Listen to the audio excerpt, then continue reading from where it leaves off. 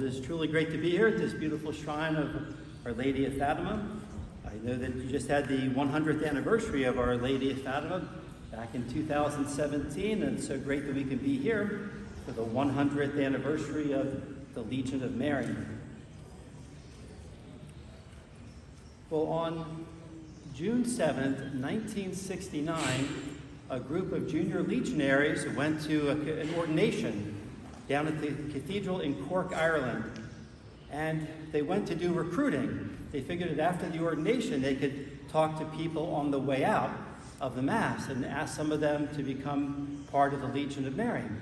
And so this little 8-year-old junior legionary named Paul walked up to an elderly man and said, "Excuse me, sir, would you like to become an auxiliary member of the Legion of Mary?"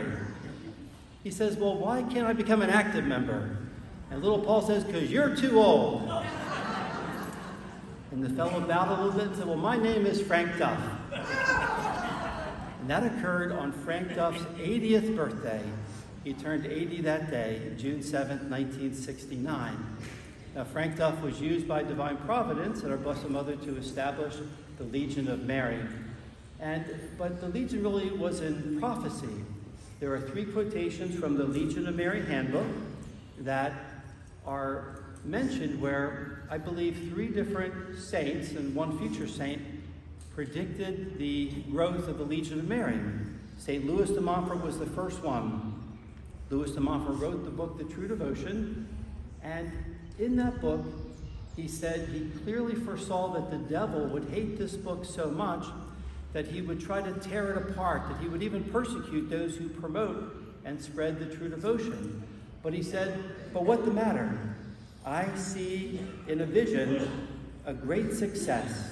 I see a legion, mighty legion of brave and valiant soldiers of Jesus and Mary, both men and women, to fight the devil, the world, and corrupt nature in the more than ever perilous times that are to come."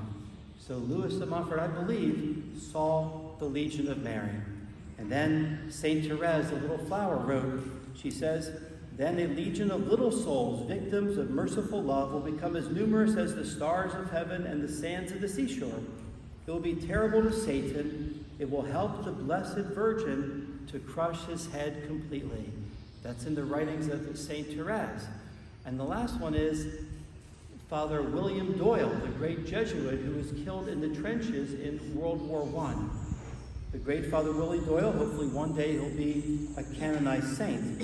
He says, "I think it is evident that in these days of awful sin and hatred of God, our blessed Lord wants to gather around him a legion of chosen souls who will be devoted, heart and soul, to him and his interest. A legion of souls who will give and not count the cost, whose only pain will be that they cannot do more and give more and suffer more for him who has done so much for them." All those 3 quotations are found in the Legion of Mary handbook. And I truly believe, as we look now at the highlights of the last 100 years of Legion history, you'll see how God has raised up the Legion of Mary to help crush the head of the serpent and to advance the reign of Christ.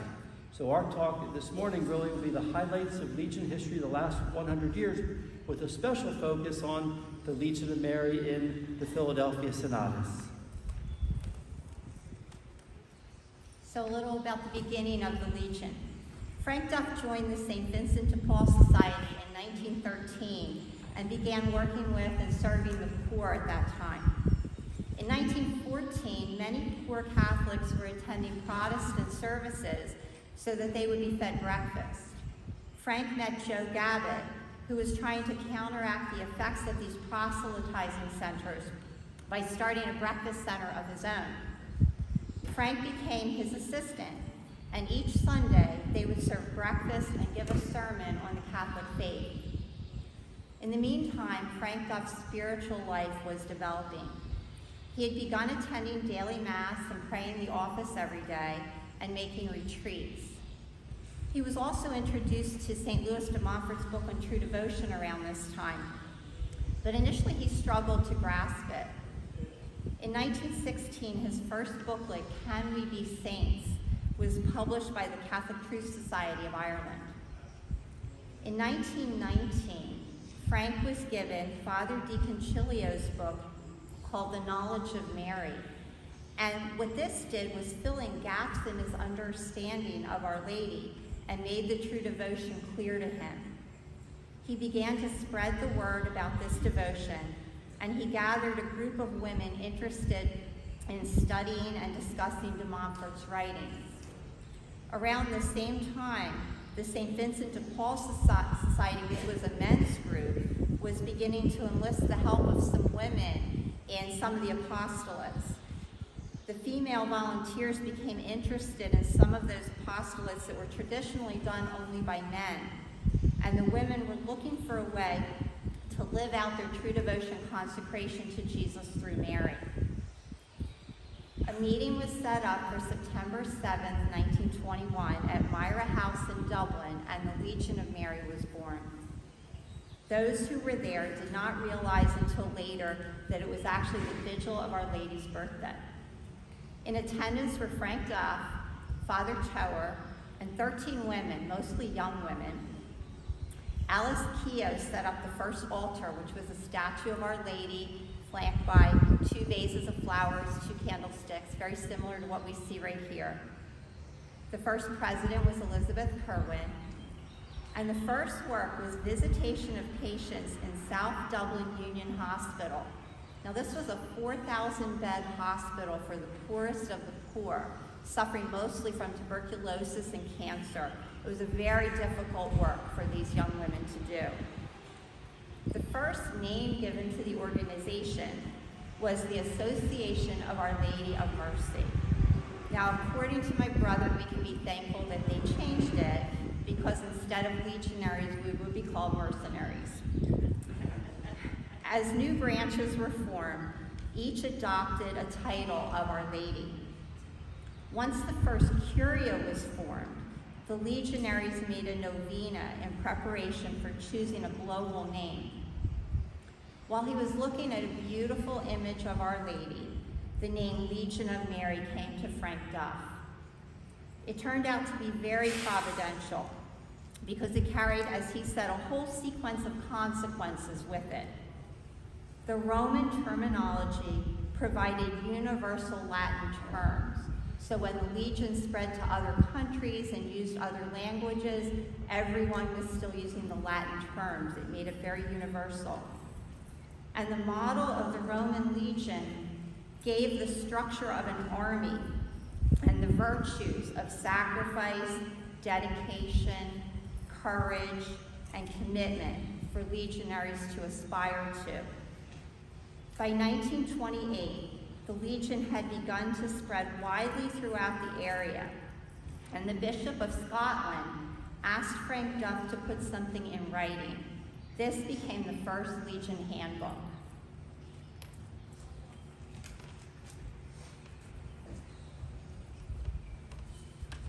One of the early works that the Legion began doing was tackling Bentley Place. Bentley Place was the red light district of Dublin.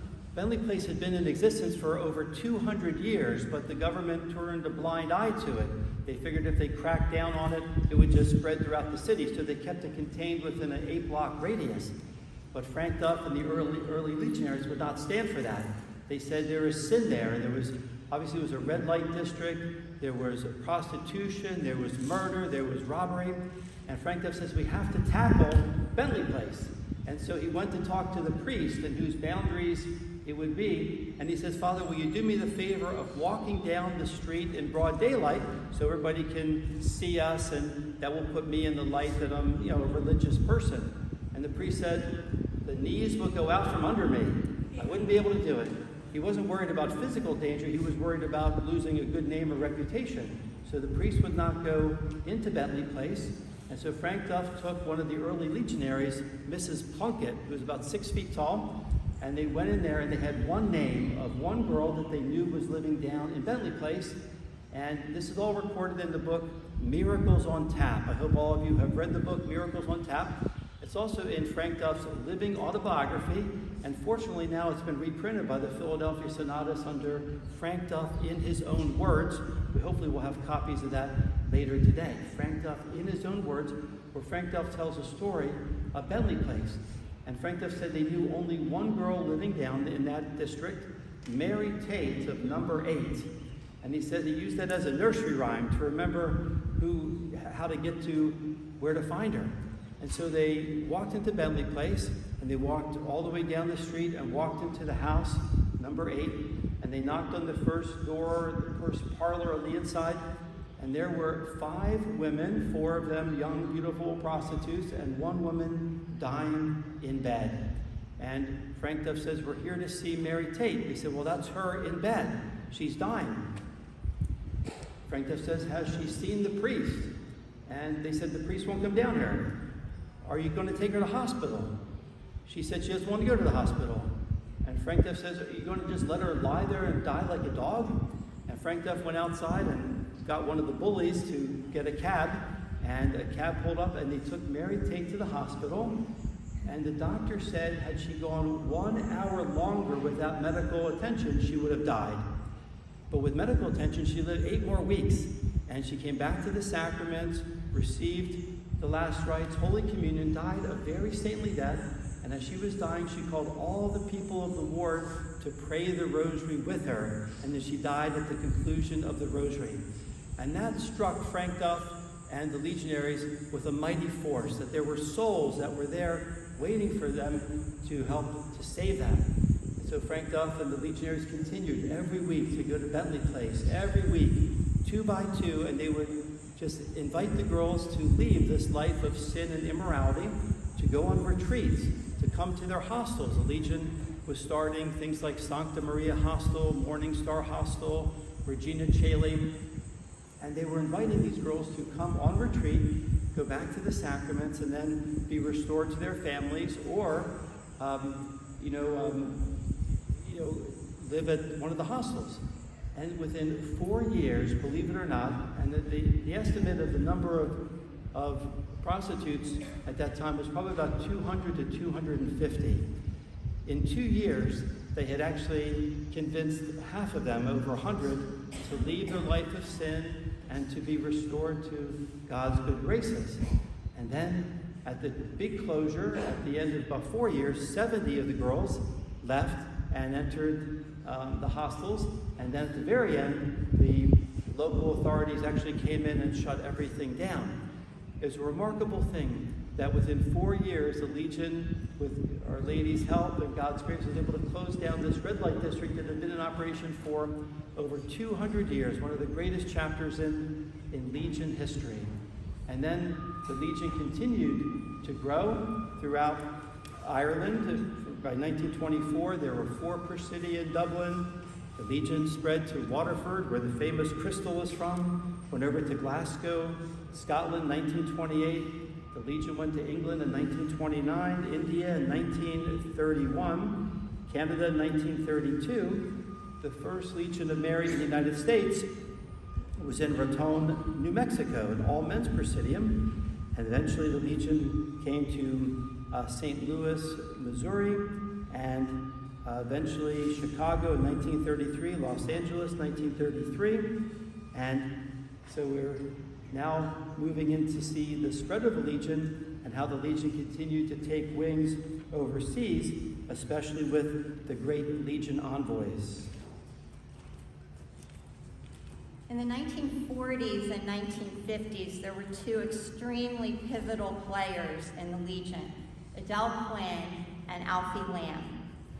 Adele Mary Quinn was born on September 14, 1907, the feast of the Exaltation of the Holy Cross in Cantor, County Cork, Ireland, and she was the eldest of 5 children.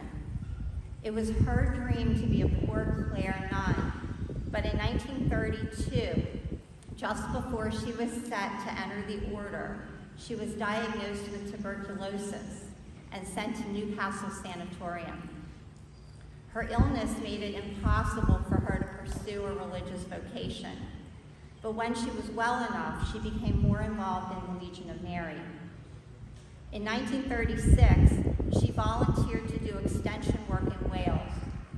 Then when Bishop Heffernan, the Vicar Apostolic of Zanzibar, requested that the concilium send someone to organize the Legion of Mary in East Africa, Adele enthusiastically volunteered.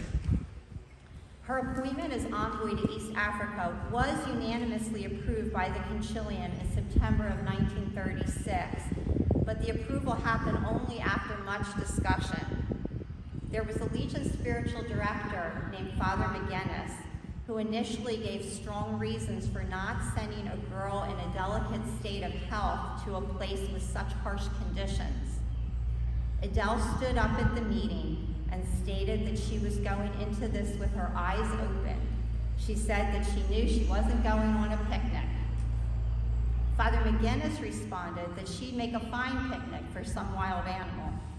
And Frank Duff called on everyone to see that the picnic would not be a substantial one. So this lightened the atmosphere, and when the vote was called, the approval was unanimous. Adele arrived in Nairobi on November 28, 1936, and on December 8th, she was already holding an informational meeting that led to the start of the very first Presidium, which they named Our Lady of the Immaculate Conception. Adele went on to found hundreds of presidia in Africa, and she traveled through Kenya, Uganda, Tanzania, Zanzibar, Nyasaland, and Mauritius. She traveled in a total area that was 20 times the size of Ireland. One of the key episodes during Adele's time in Africa was her interaction with Archbishop Ribéry, who was the apostolic delegate to Africa and would later be the papal nuncio to China. Because of his experience with the Legion of Mary through Adele, he would be instrumental in having the Legion spread to China. Adele suffered many bouts of illness during her time in Africa. She died in Nairobi on May 12, 1944, and was buried in the habit of the Sisters of the Precious Blood, symbolically realizing her dream of becoming a nun. The African legionaries erected a large Celtic cross over her grave, which reads, "She fulfilled her mission with such devotedness and courage as to stir every heart and to leave the Legion of Mary and Africa itself forever in her death." Alphonsus Lamb was born on June 24, 1932, the Nativity of St. John the Baptist, in Tullamore, Ireland, and he was the 8th child of a farmer and his wife. Like Adele, he felt called to a religious vocation, and he entered the novitiate of the Irish Christian Brothers at the age of 16. He was given the name Brother Ignatius. But because of poor health, he was sent home when he was 18. During his time in the novitiate, though, Frank Duff had come to give a presentation, and Alfie was exposed to the Legion of Mary. So when he returned home, he joined the Legion. In 1953, Alfie volunteered to go to South America as a Legion envoy. He started the Legion in 12 dioceses, traveling through Colombia, Ecuador, Bolivia, Peru, Argentina, Uruguay, Paraguay, and Brazil. Alfie suffered ill health during his time in South America. When he developed a stomach ulcer, the operation revealed cancer. He died on January 21st, 1959, at the age of 26. He was buried in the Christian Brothers' vault in Buenos Aires. So like Edel Quinn, he symbolically realized his dream of becoming a religious brother. Word of his death was sent back to Frank Duff in Dublin by telegram, saying, "Alfie joined Edel today." In response, Frank Duff wrote the following: "One may institute a parallel between him and Adele. Each was wise and charming and lovable and without kinks. Each represented a frustrated vocation converted into a supreme triumph. In her case, it was accomplished in 8 years, and in his case, in 6. She is being acclaimed as a model for modern youth. He would fulfill the same role, and in a particular way for male youth. Adele's cause for canonization was started in 1963, and she was declared venerable on December 31st, 1994, by Pope St. John Paul II. Alfie's cause was begun in 1980.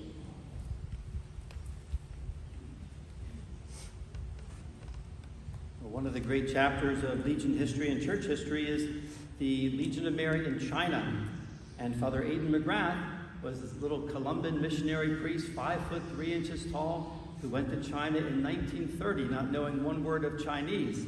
And he was sent to an area in sort of central China by himself. He had 25 missions. He kept begging the bishop to send him more nuns, send him more priests.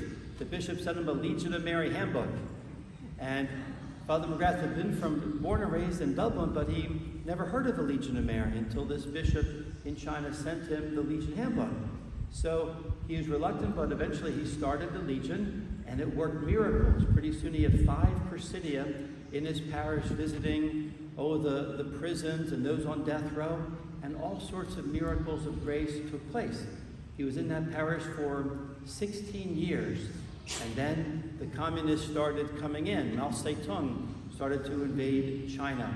And Cardinal Ribery, who my sister mentioned, met Edel Quinn in the jungles of Africa, was so impressed by the Legion of Mary, he said, "Are there any Legion of Mary groups in China?" And they said, "Well, there's this little Irish priest about 700 miles from here who has the Legion." And he said, "Send for him." So Father McGrath went down and met with Cardinal Ribery, and they knew they only had 1 or 2 years before the communists took over. And Father McGrath says, "Bishop, isn't it too late to try to start the Legion?" And the bishop said, "Do what you're told." And so Father McGrath wanted to start the Legion in the villages, and Cardinal Ribery said, "No, go to the universities." He went to the University of Shanghai. Beautiful, very wealthy girls in that college run by the Sisters of the Sacred Heart. And they started within 30 minutes, they had the first Legion of Mary group set up. Within a couple months, they had 30 presidia in Shanghai. Within 1 year, they had 1,000 presidia. Within 2 years, 2,000 presidia. Nowhere in the history of the Legion has the Legion ever grown in that way than in China. But it was a unique time of God outpouring graces, because they knew that when the communists took over, they would kill all the priests and nuns, at least the local, the native ones, and they would send them away. They would send them out of the country, all the ones that were foreign missionaries. So the laity knew that if they were going to save the church in China, they had to do it themselves, and it was through the Legion of Mary. So within a couple years, there were about 40,000 active members of the Legion. And because of their evangelization work, communism could not really take hold, because communism wanted to separate the Chinese people from Rome. So they set up their own patriotic churches, and the legionaries were the ones who would say, "No, we have to remain loyal to Rome." So the Legion of Mary became known as public enemy number 1. And Father Aidan McGrath was arrested on the 7th of September, 1951, the 30th anniversary of the founding of the Legion. He was released about 3 years later on the feast day of Louis de Montfort, April 28, 1954, after spending 3 years almost in solitary confinement. Incredible stories that he has. I encourage you to listen to his talks. Father McGrath's talks are available online. You can listen to them. So powerful to hear all the miracles, the stories he had of baptizing, secretly baptizing some people in prison and instructing people. And when he got out, he then was sent to help spread the Legion all throughout England, the United States, and the Philippines. And the growth of the Legion of Mary in the Philippines and South Korea has been a wonder to behold.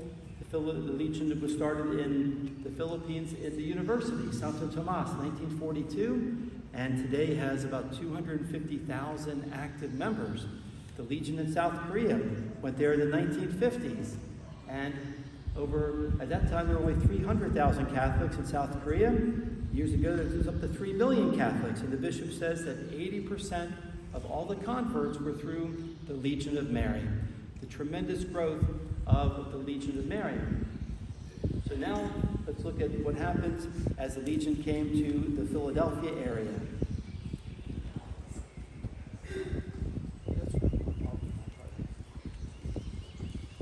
So there was always a very close connection between Frank Duff and the Concilium and the Legion in Philadelphia. The official start of the Legion in Philadelphia happened in 1955 when my mom, Mary Phelps at the time, was sent by Frank Duff to start the Legion there. She initially worked with Florence Borman, who was sent from St. Louis to help with the project. They were welcomed into the Archdiocese by Archbishop O'Hara, and the Legion began to grow quickly. The first meeting of the Philadelphia Curia, which later became the Philadelphia Senatus, was held on October 16, 1955, and Sister Mary Phelps was elected president. It was initially directly attached to the Concilium, and it consisted of presidia that had been formed in Philadelphia and in Camden, New Jersey. The New York Senatus was established in November 1955. So in February of 1956, all of the presidia and councils in New Jersey and Pennsylvania became attached to the New York Senatus. Bishop Benjamin was the first spiritual director of the Philadelphia Curia, but after his death, Archbishop Kroll appointed Father Thomas B. Falls as spiritual director in 1961, and Monsignor Falls held this position for 37 years and was spiritual director emeritus from 1998 until his death in 2004. Father Francis Lendacki was the next spiritual director, followed in recent years by Father Giuffre and Father McConan. And I should point out that today is actually the 5th anniversary of Father Lendacki's death. The Philadelphia Curia was raised to a comitium in March of 1962 and had 4 curiae directly attached to it. In September of 63, the council was officially raised to a senatus with Brother Alan Arell as the first president. By this time, it had 7 curiae and 1 comitium, all in Pennsylvania, attached to it. The first Philadelphia Senatus meeting was held on February 9, 1964, and the Senatus became directly attached to Dublin at that time. At the banquet following the first meeting, Father Reynolds, who was the spiritual director of the New York Senatus at that time, said the following: "We in New York feel like parents seeing their children go off to start families of their own. It seems to us that the growth of the Legion in Philadelphia has been due primarily to 2 things. First, the very patient and painstaking work done by all the people involved. And second, your sense of responsibility, which has not been blind obedience, but a mature cooperation and an intelligent loyalty." Frank Duff wrote in anticipation of the event the following: "I will pray that it will be a momentous day, not merely for America, but for the whole world. Each of us lives in the mystical body, and therefore a senatus is big in that body. It is not a matter of influencing our own great area alone." So soon, much of New Jersey was included in the Senatus territory. In fact, the Metuchen Curia began in 1964 and was raised to a comitium in 1969. Eventually, 9 more comitia and 11 more curia would be formed. The connection with Dublin remained strong, and the Philadelphia Senatus sent groups of legionaries to visit the Concilium and learn more about the Legion. Groups went in 1962, 64, 68, 71, and 81. I was on the 1962 trip as a baby, which is when I had the opportunity to meet Frank Duff.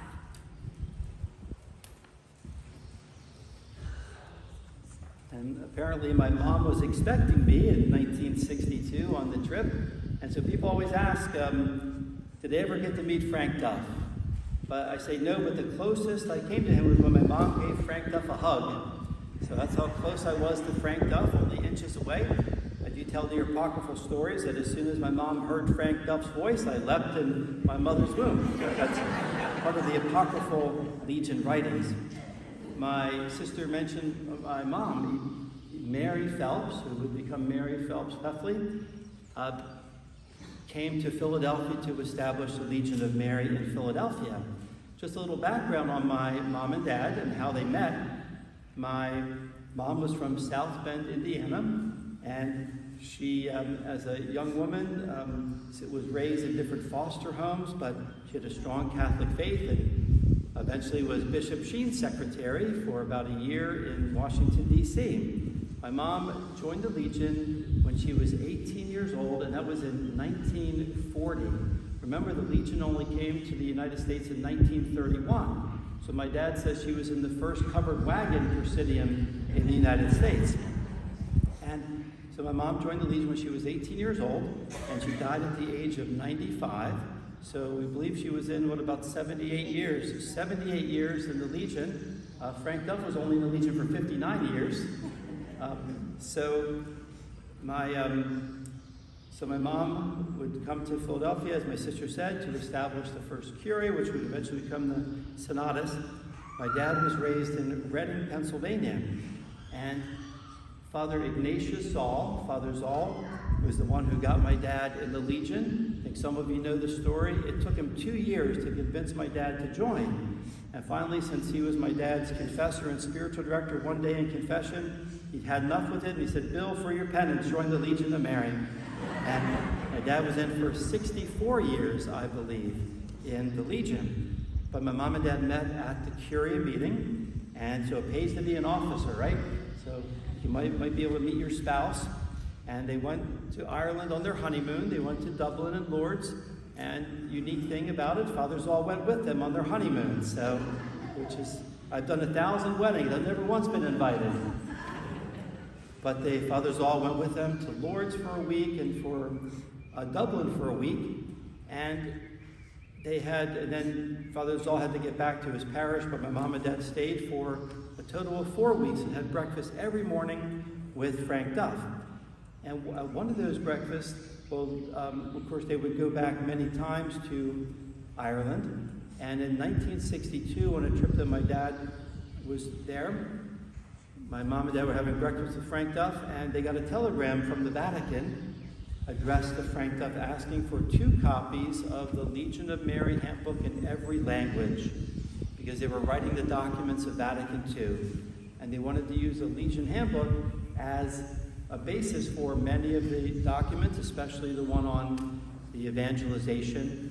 And so Vatican II became really such an important part of the church, important part of the Legion, because Frank Duff himself was asked to come to Vatican II and be a lay observer. And when it was pointed out that Mr. Frank Duff was in the congregation, 2,500 bishops stood up and gave Frank Duff a 5-minute standing ovation because of all the work that he had done for the growth of the Legion of Mary throughout the world. And so Frank Duff and my mom and dad continued a very close relationship through correspondence, and Frank Duff was such an important guide to my mom and dad and to the early legionaries of Philadelphia for the continued growth of the Legion of Mary in Philadelphia, which led to some very amazing events that occurred in the 70s and 80s. So there have been several highlights in the history of the Philadelphia Senatus that would end up having ripple effects throughout the country and even to other parts of the Legion world. I'd like to make note of 5 of these events. One of the biggest was the Eucharistic Congress held in Philadelphia in 1976. It was an incredible event with Catholics and legionaries visiting from around the world. It culminated in a Marian Mass at Veterans Stadium with Bishop Fulton Sheen as the homilist. Thanks to Monsignor Charles Moss, a great Legion spiritual director, our Senatus was able to set up a Legion Control Center at Old St. Mary's Church in Philadelphia. This became a central location for legionaries from around the world to gather and meet other legionaries and do some evangelization while they were here in town. The school building was command central, and legionaries would first visit a briefing station where they would receive an assignment and be paired with a legion partner, and then be given instructions and sacramentals. Next, they would head to the dressing rooms. Monsignor Moss had arranged for colonial costumes for the legionaries to wear in keeping with the bicentennial that was happening at the time. From there, the team would report to their assignment, either book barrow, tourist apostolate, nursing home or hospital visitation, or even nighttime street apostolate. And then they would return to the debriefing center and make their report. Local legionaries housed 719 legionaries from other areas, and 850 legionaries from 35 states completed over 1,200 assignments from the control center that week.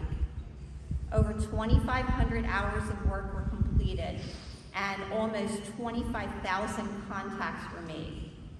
Over 30,000 miraculous medals were distributed, and there were more than 200 possible converts. There were also 2 returns to the sacraments that happened right at the control center. After the event, Frank Duff wrote the following: "Discussion of your mighty Congress has been the fashion. Going by what has been relayed to us, your Congress was the best ever from certain points of view. Certainly it was unique from the aspect of apostleship. It would seem to be that the success of the apostolic side will constitute a new pattern for these events." A second highlight is the development of what Frank Duff referred to as the entertainment side of the Legion. In 1961, my dad began putting Legion words to popular tunes, and he developed several Legion operettas that were performed by local Legion members for reunions and other Legion events.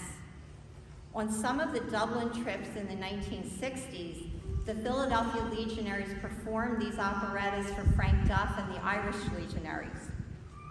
The songs were eventually collected and printed as the Legion Songbook, which is still available from the Philadelphia Sonatas.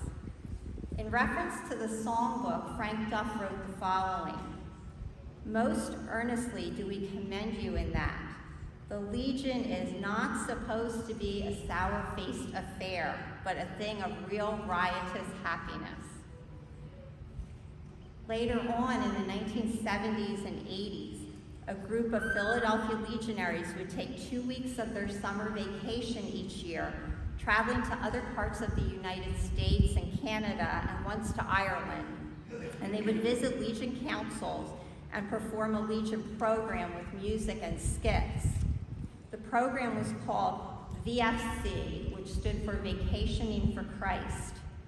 At each Legion Center visited, the legionaries there would provide a meal and a place for the VFCers to lay out their sleeping bags. It was a great Legion spirit builder, both for those visited and for the travelers. Another highlight was the PPC, which stands for Peregrinatio Pro Christo, and is a 1 or 2 week trip to another area for the purpose of doing door-to-door evangelization. So through the 1960s and 70s, Philadelphia Legionaries organized PPCs to Jamaica, Puerto Rico, Canada, Trinidad, and several of the states. Monsignor Moss took his junior legionaries on PPC to England, Scotland, Germany, Iceland, and Italy. In the 1980s, Philadelphia began to organize a sort of local PPC, which we called Vacation Apostolate, for 2 weeks each summer in a Philadelphia parish. Legionaries could participate for some or all of the project, going door to door each day and conducting a vacation Bible school for the local children and an open house at the end of the 2 weeks to introduce the locals to the Catholic Church. Later on, the Evangelization Day was developed. A parish hosts a group of legionaries for Mass and breakfast, and then there's a training session, and teams go out visiting door to door in the area, returning for lunch and a meeting. It is a great way for those who are unable to take the time to travel to experience the type of work done on a PPC. And we found it is also a really great way to introduce parishioners to the Legion. In my own parish, we're doing an E-Day twice a year, and we've gotten a lot of parishioners involved in it. It's been a great experience. There are E-Day manuals with details on how to run the program, and those are available from the Sonatas. A very important Legion event happened in 1979 when a team from Philadelphia, headed by Monsignor Moss, Walter Brown, Al Norell, and Bill Peffley, went to Dublin to produce recorded interviews of Frank Duff. The TV team set up a makeshift studio where they spent time each day with Brother Duff, asking him questions about Legion history and spirituality. These recordings are absolutely priceless, particularly because Frank Duff died just a year later. The text of the interviews is available through the Sonatas in the book that my brother mentioned earlier, Frank Duff in his own words. And finally, one very significant highlight of Legion history dates back to 1978, when Philadelphia was asked to take over the responsibility for the distribution of the Legion's magazine, Maria Legionis, for the United States and Canada.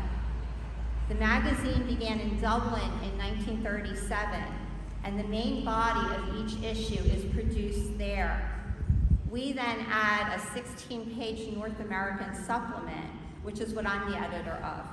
And that has articles and news items pertaining to the United States and Canada. And we also manage the North American subscriptions. My dad was the first editor, and he continued in that position until his death in 2017. The production of the magazine expanded into Maria Legionis supplies, and we print many Legion books and leaflets, and a team of volunteers processes the orders and ships them out. So when you order your supplies through Maria Legionis supplies, it's volunteers from the Philadelphia Sonatas who are packing them up and shipping them out to you. In the most recent issue of the magazine, which is this one here, which was May of this year, you'll find an article highlighting the items that are available, including the ones that I've already mentioned, as well as an order form. I encourage every legionary, active and auxiliary, to subscribe to the magazine and order some of the great treasures that are available through the Sonatas. Our next issue, which comes out in August, is a special extra long issue, 72 pages coming entirely from Dublin, that's meant to be a keepsake of the 100th anniversary of the Legion. So if you don't have a subscription that's up to date, be sure to subscribe and renew before that one. You don't want to miss that one.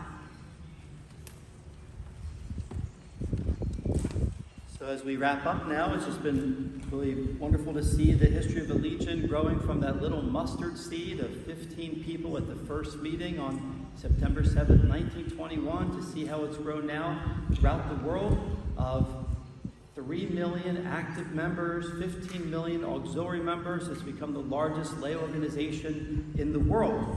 And in fact, it's interesting that Frank Duff was sort of prophetic himself, because after a couple months of the Legion being founded, he said to the members, "I believe you are destined to cover the entire world." And Frank Duff said that they paid so much attention to his prophecy, they laughed for 10 minutes. And yet it has happened. The Legion has grown now throughout almost every country of the world. Think of the growth of the Legion. For example, Brazil, 400,000 active members. Zaire, 300,000. Nigeria, 150,000. Angola, 100,000. Korea, 350,000. Philippines, 250,000. It's been beautiful to see the growth.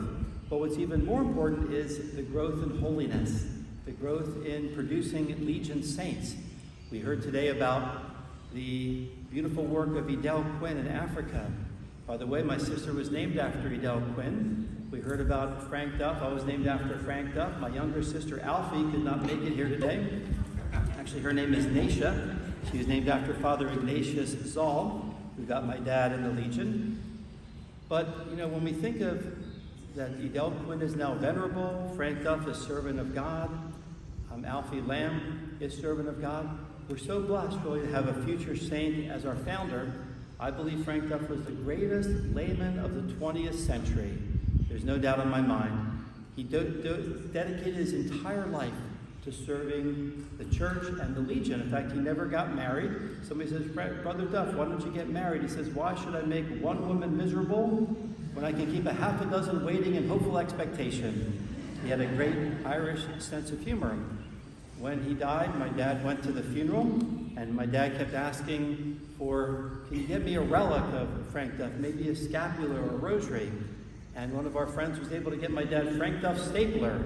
Okay, that's our great relic we have in the glass case at the Philadelphia Senatus building. But it's a great relic because it's a second-class relic, and every time you use it, it punches out third-class relic, so you can't beat that. So we have many future saints. I personally believe that Father Aidan McGrath one day will be a canonized saint. Father Robert Bradshaw, I believe. Canon Ripley. We have Joaquina Lukens from the Philippines, a great legionary who one day will be, I think, beatified or canonized. Michael E. King from Africa, who would get up at 1 o'clock every week in the morning to go 18 miles by canoe and then 55 miles by bicycle or just to get to his Legion meeting. Imagine the dedication of that. So we have a lot of future Legion saints, including many martyrs. The question is, how many legionaries were martyred in China? The low estimate is 4,000. The high estimate is 40,000. Now, whether all 40,000 were martyred, we don't know, but many, count tens of thousands of them, were in prison for many years. We have many cases of legionaries sent to slave labor camps for 20, 30, or 40 years because of their Legion of Mary membership. So the Legion truly has been such a great blessing for the church, and I know in my life, our family's life, and in your life as well. And we know that the Legion is not an organization, it is Mary's spiritual presence, Mary's spiritual body, and it's our participation in Mary's motherhood of souls that the Legion truly is a vocation, it's a way of life. It's not just an organization, it's allowing Mary to use us to bring Christ to the world. When we join the Legion, we become Mary's hands and feet, her lips, her heart, her mind. We become living copies of Mary. The handbook says the Presidium is a local presence of Mary. When my mom and dad met with Frank Duff, my dad said, Brother Duff, what is the best definition of the Legion of Mary? He said the Legion is Mary all over again. It is Mary's up-to-date garment of flesh. It is Mary's spiritual presence in the world today. And when Louis de Montfort was canonized, the cardinal who was in Rome on that day said that the birth of Louis de Montfort was the beginning of the Marian age. He says which ushered in all the great modern manifestations of Mary, from Lourdes to Fatima, from the definition of the Immaculate Conception to the Legion of Mary. So there in the Vatican, the Cardinal said that the Legion of Mary was a modern manifestation of Mary. So we don't just belong to an organization, we belong to Our Lady's spiritual presence. Maybe here I like to call it her mystical body, Mary's spiritual body, as she continues to help us to grow in holiness and to win the world for her Son, Jesus Christ. I'll give you a blessing now with the relic of the great Saint Louis de Montfort, who during his life had a vision of the Legion of Mary. Through the intercession of Saint Louis de Montfort, may Almighty God bless you, the Father and the Son and the Holy Spirit. Amen. God bless you. Enjoy all the graces of the day. Take care.